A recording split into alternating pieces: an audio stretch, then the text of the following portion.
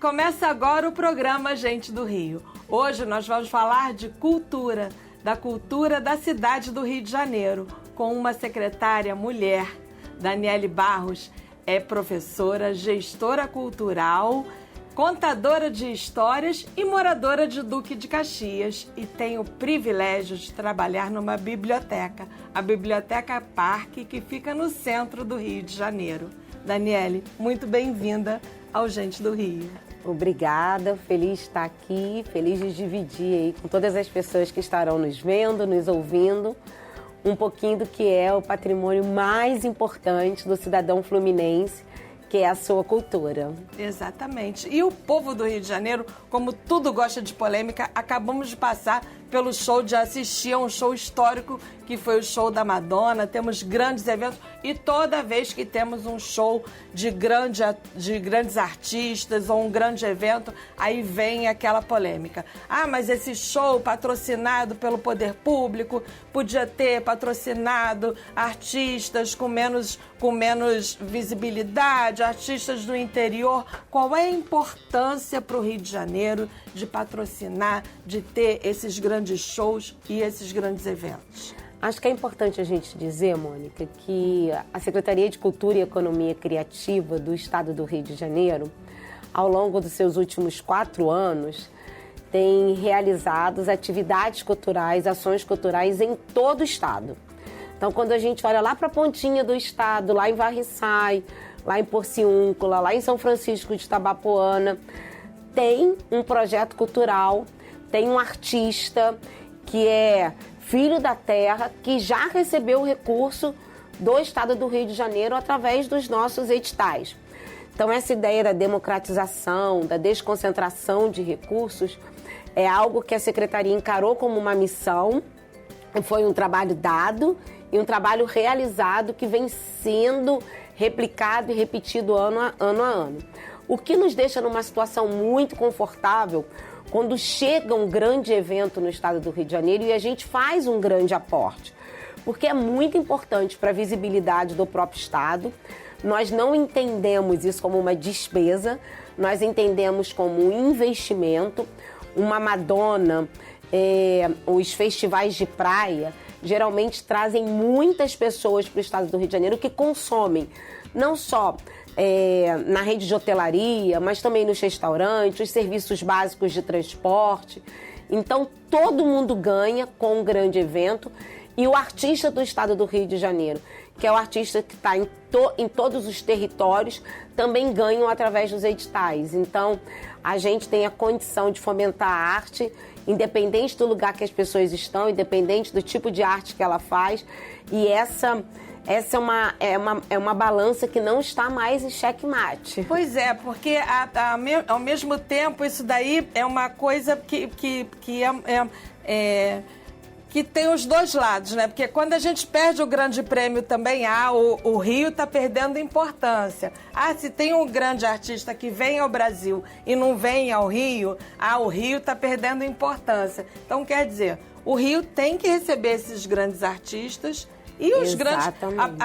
A Bahia tem o seu festival de verão, que é tão importante, o Carnaval da Bahia. Então, o Rio também, como o estado, a segunda maior arrecadação do Brasil, né? O polo cultural mais importante, né? É isso, nós retomamos esse lugar e não foi por conta da Madonna, por conta de um trabalho, né, perene, de investimento na cultura. Nós voltamos a esse lugar do protagonismo cultural, lugar que nós não podemos perder. E a vinda da Madonna só reforça, né, essa ideia de que somos exatamente esse farol da nação, esse farol cultural da nação. Então é muito bom que ela tenha escolhido o Rio de Janeiro e que a gente tenha dado conta de acolher esse show e de acolher artista com todo o serviço de segurança, não só artista, mas também todos aqueles que foram para assistir o show. E acho que foi saldo positivo para o estado do Rio de Janeiro. Não foi por causa da Madonna, mas aquela declaração dela de que estava entre o mar e a montanha... Isso é maravilhoso, né? Aquilo dali tocou o nosso coraçãozinho. Não é todo lugar do Brasil que tem esse potencial de acolhimento. Desculpa, São Paulo, né? Então a gente falou também dos artistas, dos que têm menos conhecidos, que têm menos oportunidades de ter patrocínio, né? Sim. O que a Secretaria também está fazendo por esse tipo de artista, pelos iniciantes, né? Pelos que estão começando? Acho que é importante a gente fazer uma retrospectiva. Né? Eu vou falar exatamente desse tempo que nós chegamos na Secretaria de Cultura. Foi no finalzinho do ano de 2019, cheio de gás, cheio de energia, estávamos cheios de vontade, né, de realizar um planejamento elaborado para o estado do Rio de Janeiro. Só não imaginávamos que junto com a gente chegaria logo depois uma pandemia. Esse tempo de pandemia foi um tempo muito desafiador para o setor cultural. Existe aquela máxima que já foi repetida inúmeras vezes, que foi o primeiro setor a parar, muitas das vezes o último a voltar a funcionar. Tivemos que nos reorganizar para essas atividades muito mais online, mas que não dão conta da essência da cultura, quer estar junto, quer ter plateia, quer ter aglomerado de pessoas. Então, nesse tempo, nós colocamos um fundo de cultura para funcionar, um fundo de cultura que já tinha uma lei aprovada desde 1998, mas que nunca tinha sido executado, e era meio que uma espécie de uma caderneta de poupança que guardava dinheiro quando as pessoas que precisavam desse dinheiro passavam por muita dificuldade. Mas foi no momento oportuno que a gente fez esse fundo de cultura acontecer, e de lá para cá, Mônica, já se foram 40 editais que beneficiam exatamente. Esses editais não são para Madonna, esses editais não são para os grandes artistas que têm grandes públicos. Esses editais são para os artistas fluminenses que estão espalhados nos 92 municípios do estado do Rio de Janeiro e que podem acessar exatamente esse recurso, porque existem editais que são para multilinguagens. Então a gente tem edital para dança, para música, para arte cênica, para circo, para povos e comunidades tradicionais, para as atividades agrícolas tradicionais também. Então as pessoas podem acessar esses editais exatamente para manterem as suas atividades vivas, para manter a cultura viva.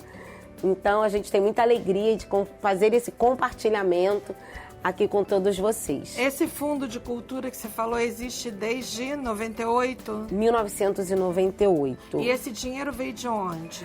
Esse dinheiro, ele vem, boa parte dele, a essência desse recurso vem dos grandes projetos incentivados através da lei do ICMS. Toda vez que a gente patrocina um grande evento, por isso que não existe essa disputa entre o grande e o pequeno.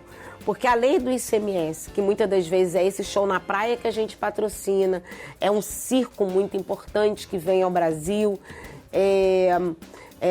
são essas atividades que acontecem de maior expressão e de grande público. 1/5 de todo o valor de um projeto incentivado alimenta hoje o nosso fundo de cultura, para além de outras doações que o fundo recebe, mas são esses recursos que fazem com que permitem que a gente faça uma ação bem democrática de fomento à arte. Bom, você falou, a gente está falando de 92 municípios, né? Sim. Então a gente tem uma diversidade cultural enorme. A gente tem a Folia de Reis, a gente tem as fazendas de café, a gente tem, né, inúmeras vocações nesses 92 municípios. Como é que a Secretaria faz para identificar essas vocações e incentivar cada local da sua maneira? O estado do Rio, nós temos de tudo no estado do Rio de Janeiro. Assim como na nossa paisagem a gente tem serra e mar, que dialogam por conta de que a gente está exatamente na região metropolitana, e em 1h20 a gente está em Petrópolis, que é uma região serrana. A gente consegue se conectar a nível de território, né, e das especificidades do território em 60 minutos. Assim também é com a cultura. A gente tem um patrimônio muito fortalecido, que é um patrimônio material no estado. A gente tem o turismo quilombola em Paraty e tem no norte fluminense. Tem Quissamã. Em Quissamã. Em Quissamã, para além do quilombo, a gente tem o fado africano, que poucos lugares né, do mundo. Hoje a gente tem a herança desse fado africano e a gente tem aqui, exatamente na cidade de Quissamã. A gente tem, no estado do Rio de Janeiro, a gente tem quilombo, a gente tem aldeias indígenas, a gente tem os próprios pescadores artesanais, que pra gente também é uma arte essa atividade, desde a maneira que se tece uma rede, até a maneira que se faz a própria pesca, né, e a limpeza do próprio peixe. Para além disso, a gente tem as atividades ligadas à linguagem do teatro, à linguagem da dança. A gente tem caiçara lá também na cidade de Paraty. A gente tem o patrimônio histórico-cultural, que são os nossos prédios, as nossas belezas, o próprio teatro municipal. A gente tem o nosso patrimônio imaterial, que são os mestres da folia, que são os nossos mestres da capoeira. Tudo isso num estado que está completamente conectado e que a gente busca fortalecer, permitindo que os nossos editais, em algum momento, sejam singulares, possam atender determinada cadeia da arte, produtiva da arte. É por isso que a gente já fez edital para bate-bola, para blocos. Ah, para bate-bola não, faz mais isso não. A gente fez edital para bate-bola. Não, bate-bola não, para com isso. Eu tenho medo de bate-bola, não bate-bola não. Tira esse edital aí, pelo amor de Deus. Gente, olha que isso dá polêmica. Edital para Folia de Reis. A gente tem muitas novidades, porque a gente agora, esse ano, né, isso aqui é um spoiler, a gente vai fazer edital para o rock, edital para capoeira, editais específicos para algumas linguagens, e vamos ainda assim manter os nossos editais mais genéricos, porque são nesses editais mais genéricos que a gente vai descobrindo a vocação de cada cidade, de cada território, porque de vez em quando ainda aparece alguma coisa que a gente se assusta. Eu nem sabia que isso existia. E aí o edital, muitas das vezes, revela uma vocação, revela um talento, alguma coisa que ainda está escondido, que é uma riqueza cultural do estado do Rio de Janeiro. Os editais, geralmente, vocês lançam em março. Não, nós lançamos ao longo do ano inteiro. Agora nós acabamos de lançar um edital, que é um edital de internacionalização, que é uma conexão Rio-Colômbia. Então a gente vai lançando, daqui a pouquinho tem um edital de capoeira. Como é que é isso, edital de internacionalização? Deixa eu te explicar.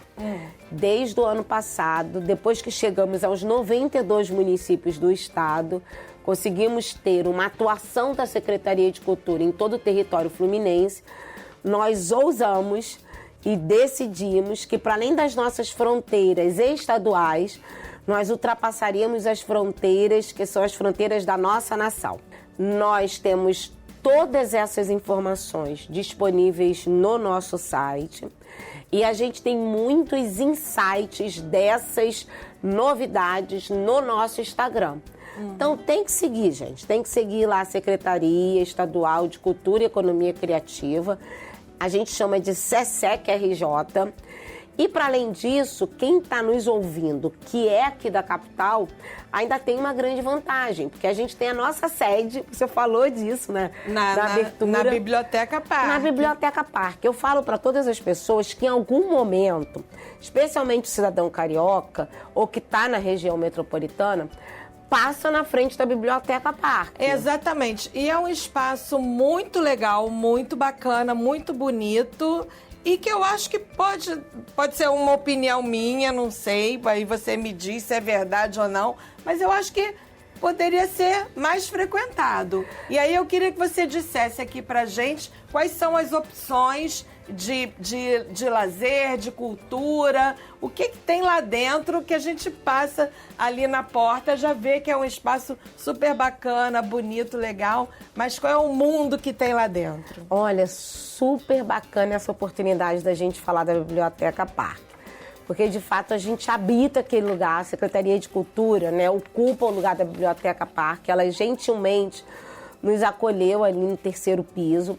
Mas para além da gente ter o espaço da administração pública, que isso já é muito singular, a administração pública está tão perto da população, está tão perto do cidadão, permitir que o cidadão de fato possa ter uma interferência, né, construtiva com a gestão. A gente acredita muito nessa relação desse impacto social, eu fico brincando que a gente é o lugar do compliance, né? Porque a gente está ali, o cidadão está ali perguntando, tirando dúvida, questionando. E a gente vive isso rotineiramente, então controle social na veia, pelo fato da gente ocupar um equipamento que recebe o público. E o equipamento é um equipamento muito potente, é um grande hub de inovação.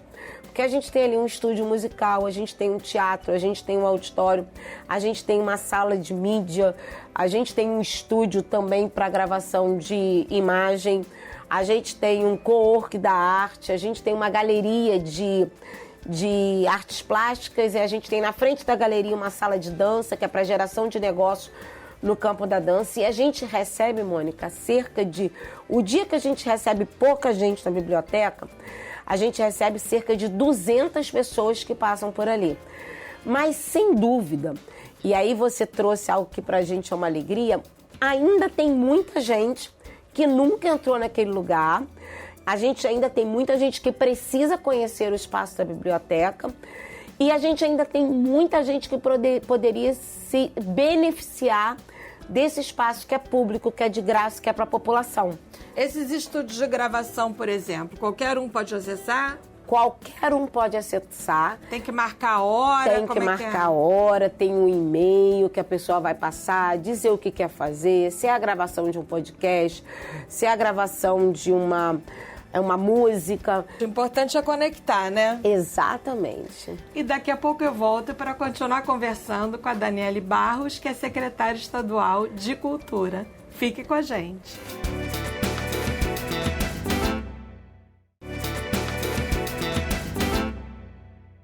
Estamos de volta com Gente do Rio, hoje conversando com a secretária estadual de Cultura, Daniele Barros.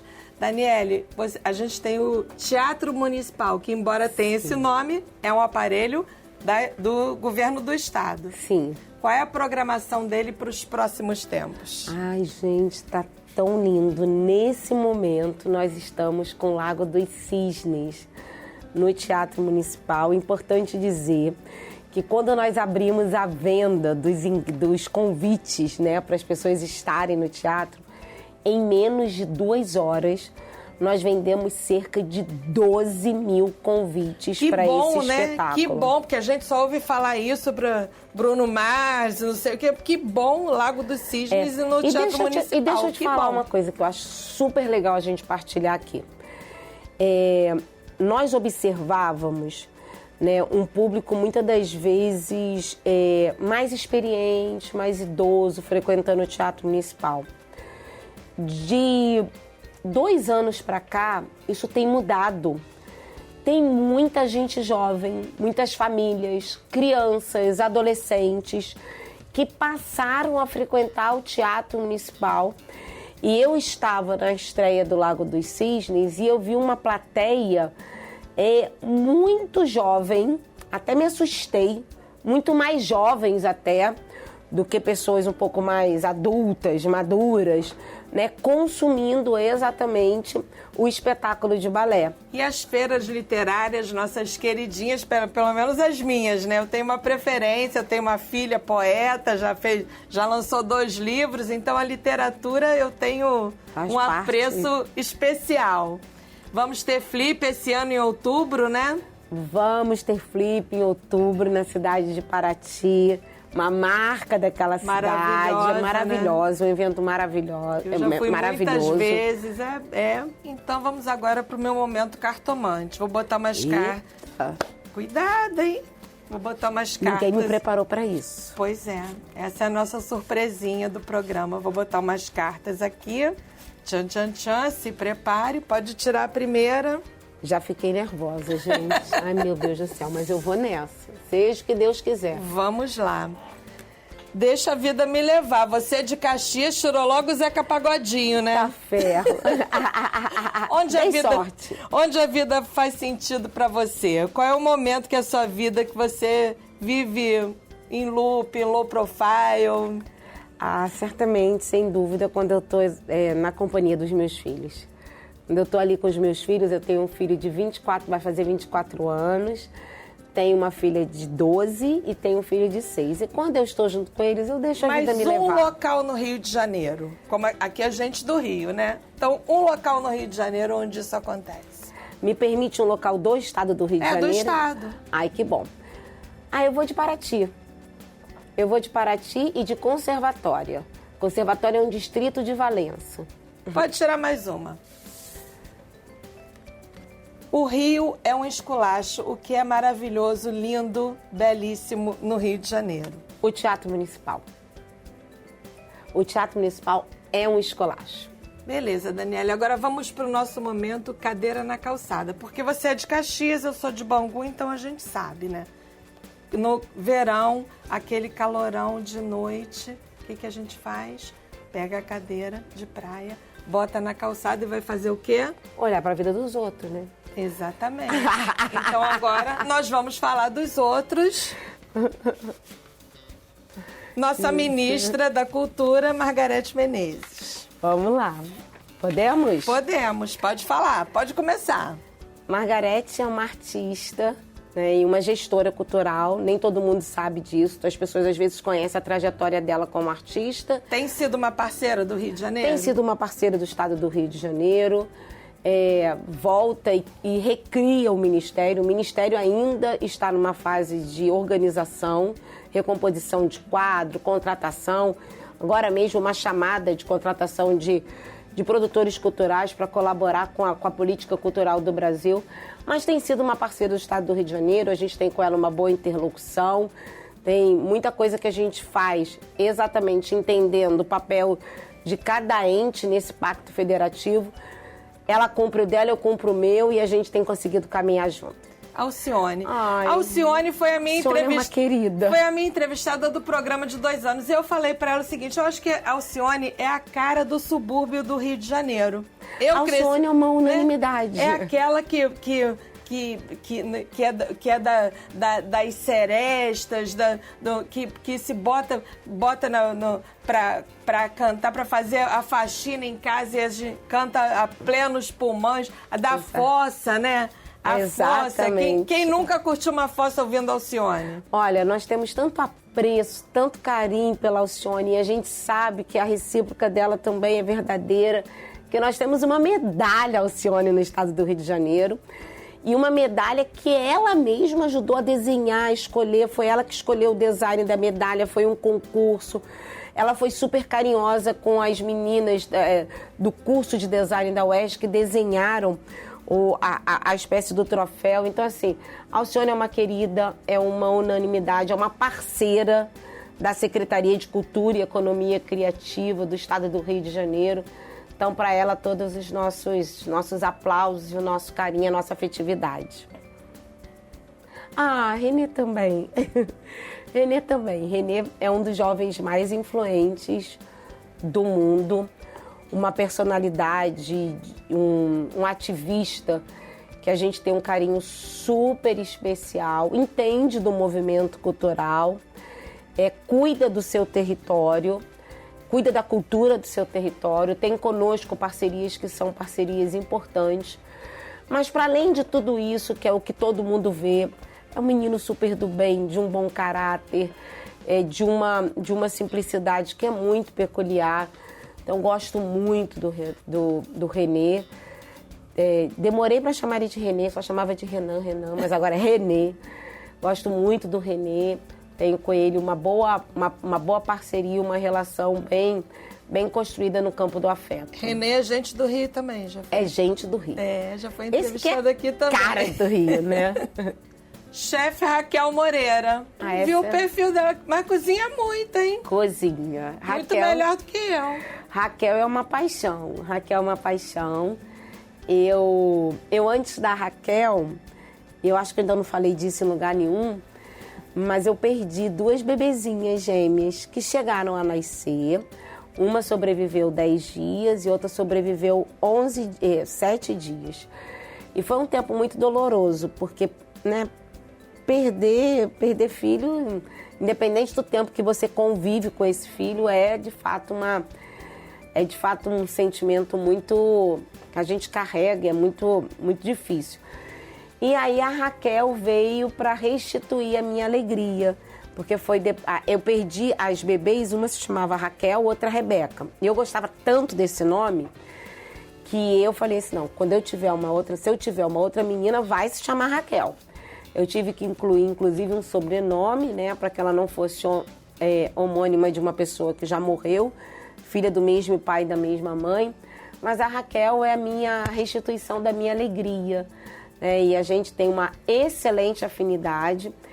E é super bacana que a Raquel lida super bem com o audiovisual, né? Ela filma, ela mesma ajuda, ela edita, essas coisas todas. E a cozinha é um lugar onde eu encontro com ela. Ela me ajudou, ela criou na minha casa esse ambiente de encontro a partir da gastronomia. Áureo Ribeiro, seu irmão, ele é uma inspiração para você? Sem dúvida. Uma segunda paixão, né? Depois da Raquel, meu irmão, né? O Áureo é um braço forte também do meu trabalho. Ele me ajuda. Deputado federal, foi o primeiro na política, da família. O primeiro da política na Bahia. É o que abriu o caminho. Exatamente. O que ele é para você? Ele é uma inspiração. O Áureo é uma máquina de trabalho. Ele trabalha muito. Ele gosta do que faz, né? Ele é atento às questões culturais do estado do Rio de Janeiro. Ele é um dos autores da Lei Aldir Blanc, autor da prorrogação da Lei Paulo Gustavo. Está agora trabalhando na monetização das páginas públicas, permitindo que esse recurso possa ir para o Fundo de Cultura.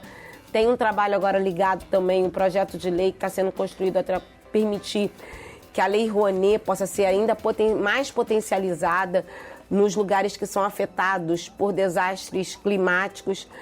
Então, assim, a gente tem uma boa sintonia, a gente trabalha no executivo, gerando conteúdo para o legislativo, entendendo que as nossas práticas devem contribuir com a nação, com essa pauta nacional de formulação de políticas públicas através também da Casa Legislativa. E trabalhar junto, entender, estabelecer essa sintonia. Quem ganha com isso é o fazedor de cultura, quem ganha com isso é a pauta cultural.